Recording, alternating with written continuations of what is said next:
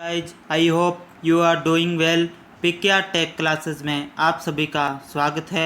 आज हम गेट 2021 के बारे में नेटवर्क थ्योरी की सीरीज़ को कंटिन्यू करेंगे।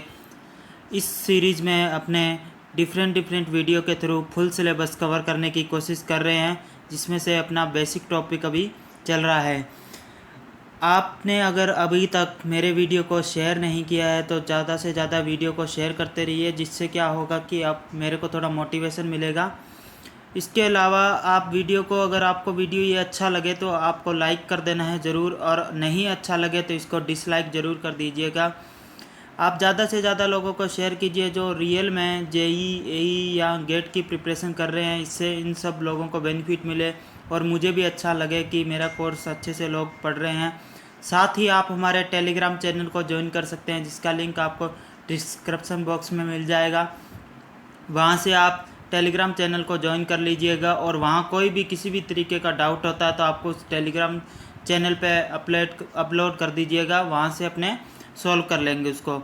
अगर फिर भी अगर बहुत सारे लोगों का कॉमन डाउट आता है तो अपने उससे रिलेटेड वीडियो में भी कवर कर लेंगे। उससे क्या होगा कि सब लोगों को एक साथ क्लियर हो जाएगा। तो यही है कि ज़्यादा से ज़्यादा लोगों को शेयर कीजिए, क्योंकि वीडियो बनाने में काफ़ी ज़्यादा टाइम और मेहनत लगती है। तो आप प्लीज़ ज़्यादा से ज़्यादा लोगों को शेयर कीजिए, अदरवाइज़ मैं वीडियो को कंटिन्यू नहीं कर पाऊँगा आगे ज़्यादा टाइम तक। जैसे अपनी कमिटमेंट नेटवर्क थ्योरी तक है तो नेटवर्क थ्योरी तो अपने कवर करेंगे, लेकिन उसके बाद में अपने फिर आगे जिसके अकॉर्डिंग व्यू आएंगे उसी के अकॉर्डिंग या फिर कोई और रास्ता निकालेंगे। चलिए स्टार्ट करते हैं लेकिन आज का लेक्चर तो। बट बिफोर वी बिगन, मेरा नाम है प्रदीप कुमार और मैं अनअकैडमी पर भी पढ़ाता हूँ। और आई की वैल्यू अपने को फाइंड आउट करनी है। देखिए किस तरीके से नोडल एनालिसिस से अपने इजी वे में इस क्वेश्चन को सॉल्व करते हैं। चलिए देखते हैं। सबसे पहले तो ग्राउंड पोटेंशियल मान लेंगे। ग्राउंड पोटेंशियल इसको मैं मान लेता हूँ 0 0 0।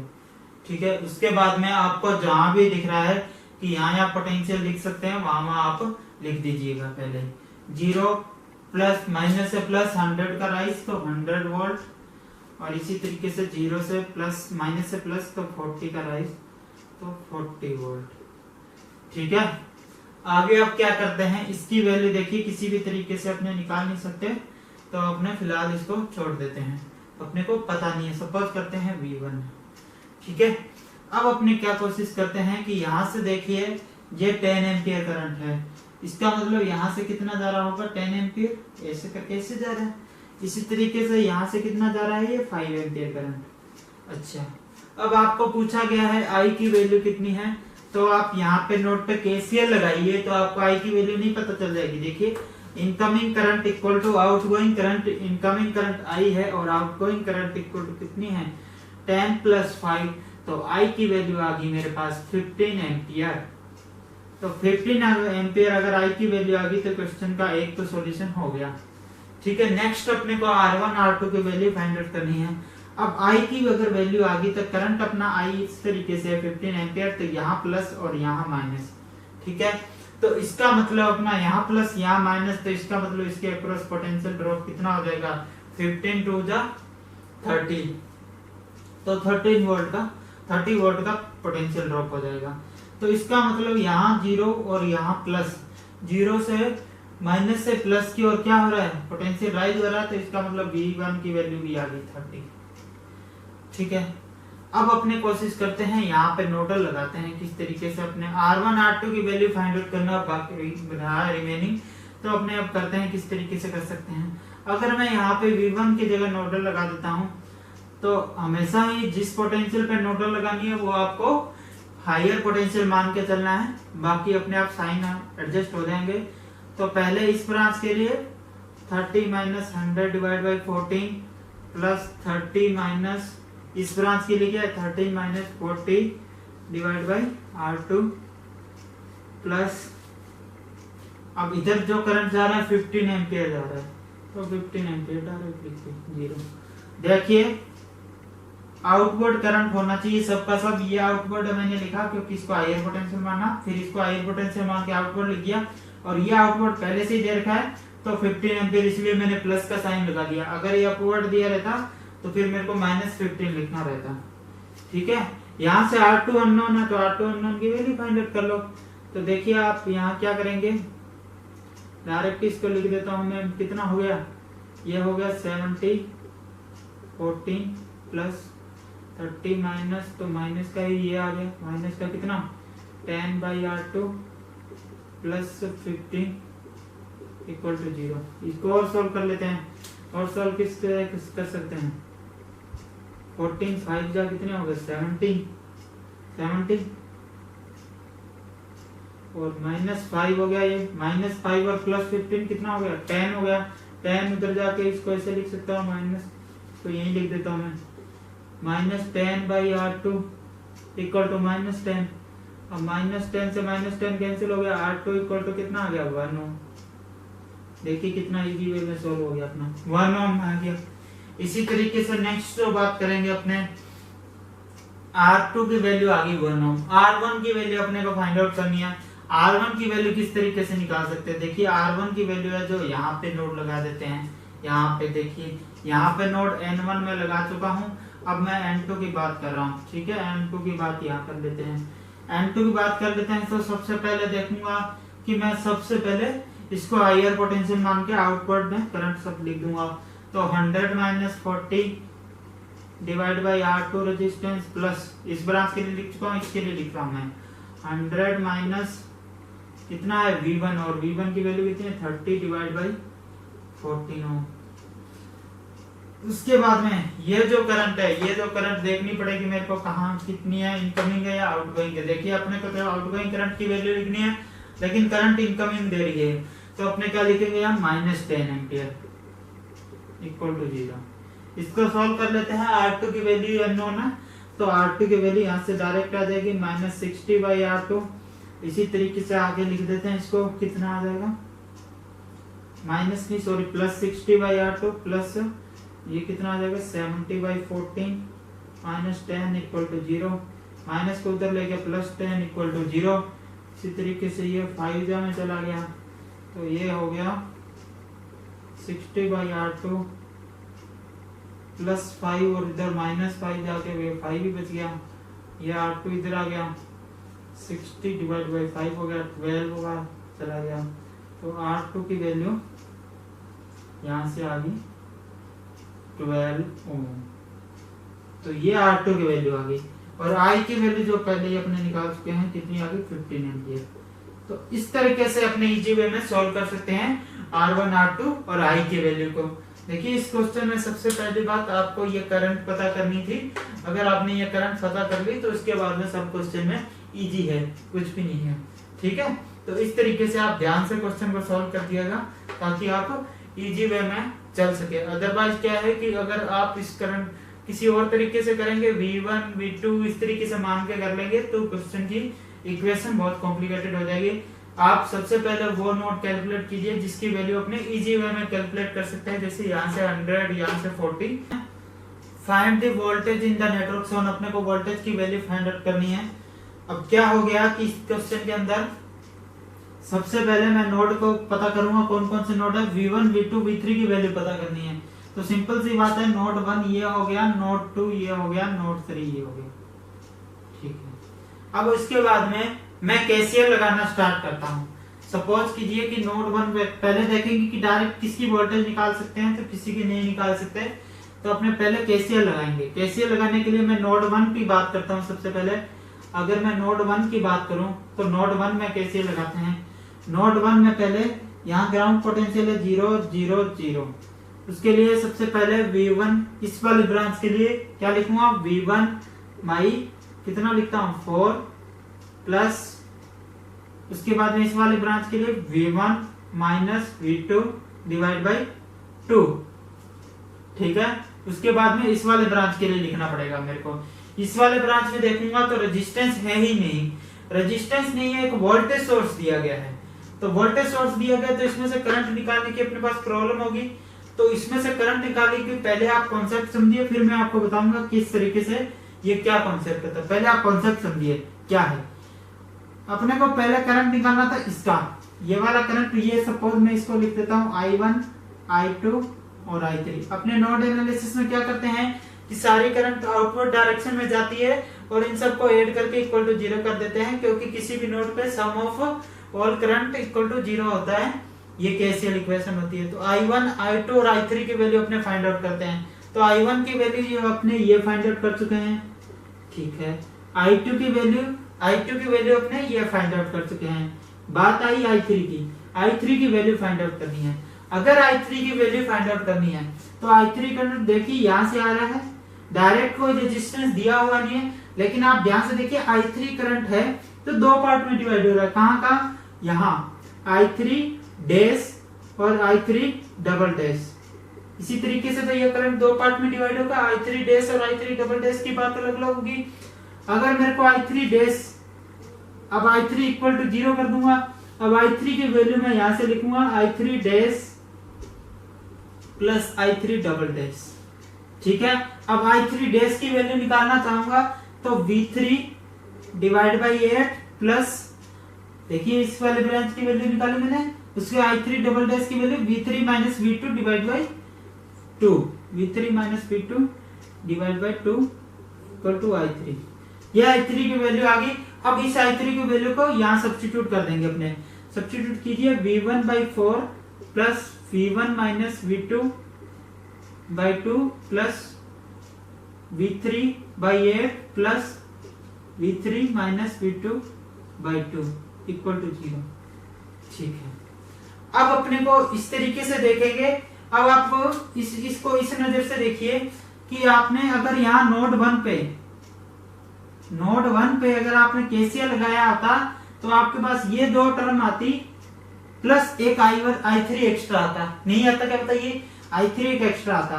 तो ये नोड 1 पे अगर आपने लगाया होता प्लस I3 आता, I3 को भी छोड़ रहा हूं मैं, ठीक है। सेकंड वाले नोड पे अगर आपने यहाँ नोड 3 पे अगर केसीएल लगाया होता तो आपके पास ये दो टर्म आती। कौन से नोड पे लगाया होता, अगर नोड 3 पे लगाया होता तो क्या आता, V3 by 8, V3 minus V2 by 2 और प्लस I3 आता, ठीक है ना। प्लस I3 या माइनस I3 आता, क्योंकि यहाँ से करंट आउटगोइंग लेके चलते हैं, ठीक है। तो इसका मतलब अपने को सिर्फ I3 को इग्नोर करके बाकी नोड 1 और नोड 3 पे एक साथ केसीएल लगा दी। ये कर दिया ना अपने, नोड 1 पे केसीएल लगा दी एक साथ और नोड 3 पे केसीएल अपने फिर से लगा दी, ठीक है। तो इसमें क्या हुआ कि इसको बोलते हैं, इस केस को सुपर नोड। इस केस को क्या बोलते हैं, सुपर नोड। देखिए ये तो मैंने समझाने के लिए इस तरीके से किया था कि सुपर नोड किस तरीके से इंट्रोड्यूस होता है। तो वो इसके पीछे लॉजिक ये रहता है कि इस तरीके से नोड 1 और नोड 3 की इक्वेशन होती है तो एक साथ लिखी जाती है।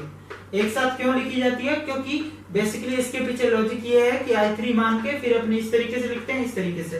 तो इतना सबको इग्नोर करते हुए अपने क्या करते हैं, यहाँ से डायरेक्ट ये इक्वेशन लिखते हैं और इसको बोल देते हैं सुपर नोड। सुपर नोड कब होता है, देखिए मेश एनालिसिस, जो ध्यान से देखिए इसको, मेश एनालिसिस जो क्या था, पूरा का पूरा वोल्टेज डिपेंडेंट था। वोल्टेज डिपेंडेंट था तो अपने यहाँ पे अगर मेश 1 एक M1 है और एक M2 है मेश, और इन दोनों मेश के बीच में कोई भी आपको करंट सोर्स दिख जाता है तो अपने क्या बोलते हैं उसको, सुपर मेश। सुपर मेश बोलते हैं। फिर आप क्या करते हैं, केवीएल लगाते हैं। वोल्टेज डिपेंडेंट मतलब केवीएल लगाना, तो आप इसको करंट सोर्स को इग्नोर करते हैं, यहाँ से केवीएल लगाते लगाते डायरेक्ट यहाँ पहुंच जाते हो, बीच में से करंट सोर्स को इग्नोर करते हो। इसी तरह आप नोड एनालिसिस को देखिए, नोडल एनालिसिस में, नोडल एनालिसिस पूरा का पूरा करंट डिपेंडेंट है, ठीक है, पूरा का पूरा केसीएल पे डिपेंडेंट है और ये केवीएल पे है और ये केसीएल पे डिपेंडेंट है। ओम्स लॉ तो इसके अंदर लगता है, वो तो ऑब्वियस ही बात है, ठीक है। अब क्या होता है कि नोड 1 N1 और नोड 2 N2 और इसके बीच में अगर कोई आपको वोल्टेज सोर्स दिखाई देता है, वोल्टेज सोर्स दिखाई देता है तो आपको उसको क्या बोलेंगे, सुपर नोड, ठीक है। कॉन्सेप्ट समझ में आ गया दोनों में क्या डिफरेंस है। इसमें करंट सोर्स और इसमें वोल्टेज सोर्स दिखाई देती है। देखिए यहाँ पे आपको क्या दिखाई दे रहा है, वोल्टेज सोर्स, इसका मतलब इसको क्या लिख सकते हैं, सुपर नोड, इसीलिए मैंने यहाँ पे उसको बोला सुपर नोड। अब सुपर नोड है तो मेश एनालिसिस में जैसे इसको इग्नोर करते थे, इसमें भी इसको इग्नोर करना है। अब मैं आपको बताता हूँ कि डायरेक्ट इक्वेशन किस तरीके से लिखते हैं। डायरेक्ट इक्वेशन अगर सुपर नोड है तो नोड 1 प्लस नोड 3 की इक्वेशन लिखते हैं। तो इसके लिए आपको क्या करना होता है, पहले नोड 1 पे केसीएल लगा देंगे, इसकी होगी v1/4 प्लस क्या करना है दूसरा v1 minus v2/2, v1 minus v2/2, ठीक है। प्लस अब क्या करना है आपको, इसको इग्नोर करना है, सीधा यहां पहुंच जाना है। यहां पे पहुंच के आपको क्या लिखना है, इस पे भी केसीएल इक्वेशन लिख देनी है। केसीएल इक्वेशन कैसे लिखेंगे, इस पे v3/8 प्लस अब इसके बाद में इस पे KCL equation v3 minus v2/2 minus v2 divide by कितना लिख देंगे 2 ओम इक्वल टू 0, ठीक है। अब आप इन दोनों इक्वेशन को देखिए, दोनों इक्वेशन सेम ही है। इसके लिए अपने को इतना प्रोसेस करना रहेगा, इसके लिए अपने डायरेक्ट लिख दिया। तो अपने क्या करते हैं, इसलिए सुपर नोड का कॉन्सेप्ट अपने इंट्रोड्यूस किया, इससे अपने डायरेक्ट इक्वेशन लिखा करेंगे। तो मैं यहाँ से इरेज कर देता हूँ। ये इक्वेशन अपने पास आ गई है नोड 1 प्लस नोड 3 की। अब इस इक्वेशन को अपना थोड़ा सोल्व कर लेते हैं, उसके बाद में अपने पास v1 v2 v3 की वैल्यू अपने को फाइंड आउट करनी है। तो आप देखिए v1 की वैल्यू यहां से मैं क्या कर देता हूं, 8 एलसीएम ले लेता हूं। 8 एलसीएम लिया तो 2v1 प्लस देखिए यहां से लिख रहा हूं मैं 4v1 minus 4v2 plus v3 plus 4v3 minus 4v2 equal to 0। इस तरीके से लिख सकता हूं। देखिए इसी इक्वेशन को मैंने सॉल्व करके लिख दी है। 4 2 6 6 6, ठीक है। v1 और क्या रह गया v2 माइनस 8v2 और प्लस 4 और 1 5v3 इक्वल टू 0। ये अपने पास इक्वेशन 1 आ गई। अपने पास क्या आ गई, अपने जो नोड 1 प्लस नोड 3 से लिखा था।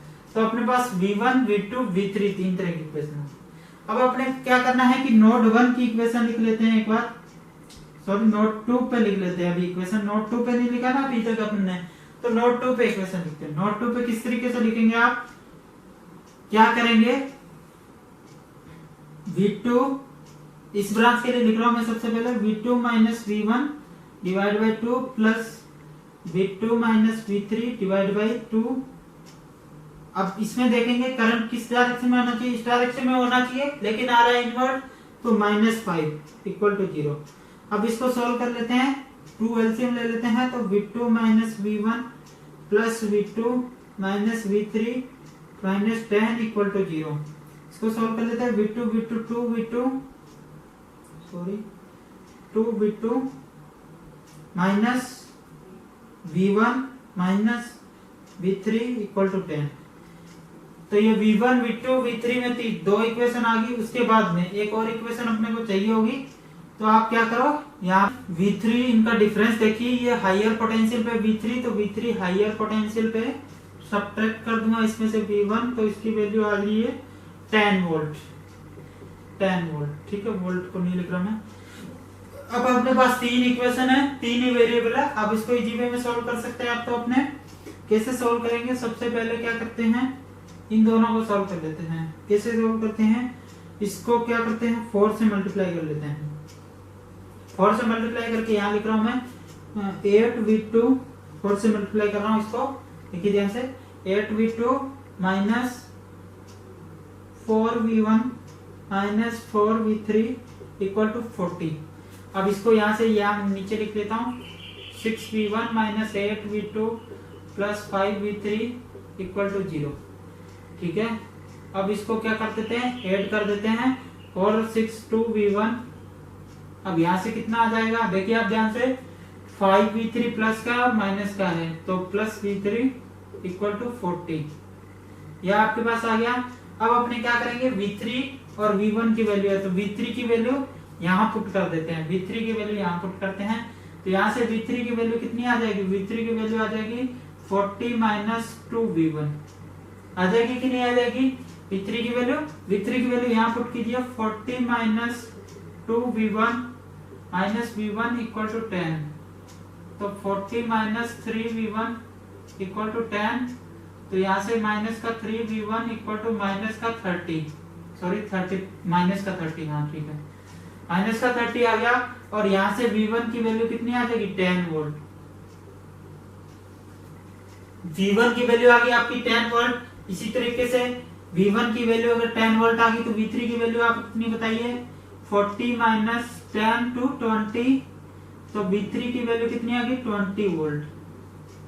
अब V3 की वैल्यू आ गई, V1 की वैल्यू आ गई, तो अपने को क्या करना है, वैल्यू फाइंड आउट करनी है। तो V2 की वैल्यू फाइंड आउट करने के लिए क्या आपने सब्स्टिट्यूट कर देंगे इस इक्वेशन में, कितना लिखेंगे